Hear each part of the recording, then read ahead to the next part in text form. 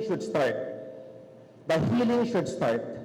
Grabe na po ang pamumulitika for the past 4 months and ang paggogobyerno took a backseat. It's about time that we buckle down to work. Ini ang naging pahayag ni Gobernador Edsel Grex Lagman sa primerong flag raising ceremony na pinanginotan niya bilang bagong ama kan probinsya. Sigun sa opisyal, panahon na nga ni tapuso na ang kariribukan, dapit sa isyu politikal, asin magkasararo na sana para sa mas progresibong probinsya.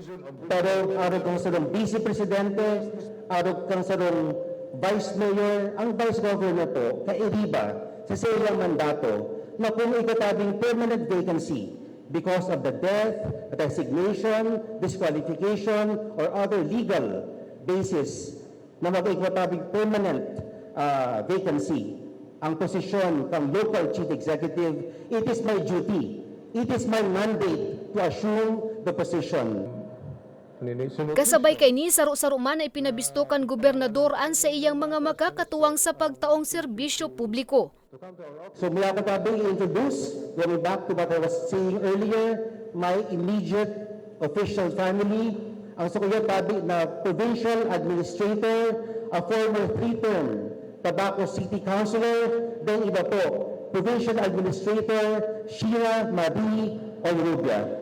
Legal officer, na si Attorney Susan Cas, papakampo natin. I've chosen her to be our public information officer. Then iba po, si Attorney Mary Lou Dupa Castillo, papakampo mga tugang.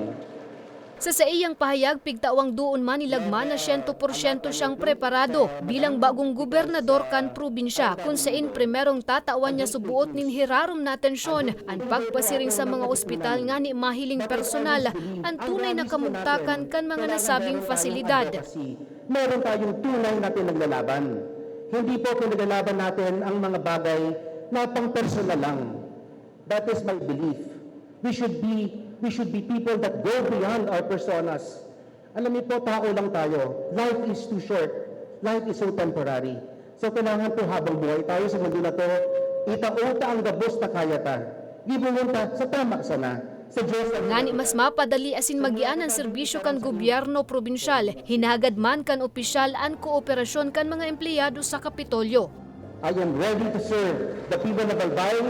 I am ready to heal this wounded province. Person of Ms. Atos. Mientras tanto, kinumpirmar man ni Engineer Dante Baclao ang mga nadiskubring irregularidad sa Kapitolyo arog kan delivery receipt sa Penro dapit sa quarrying.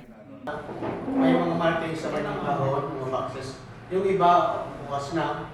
Yung iba nakasilyado pa. Nakalagay doon, delivery receipt, Enro. So, sabi ko, kailangan natin i-document ito. So, ang ginawa ko po, pina-inventory ko. Asigurasyon kan mga opisyal dahil sinda mauntok sundo sa dain napupuho ang korupsyon sa Kapitolyo.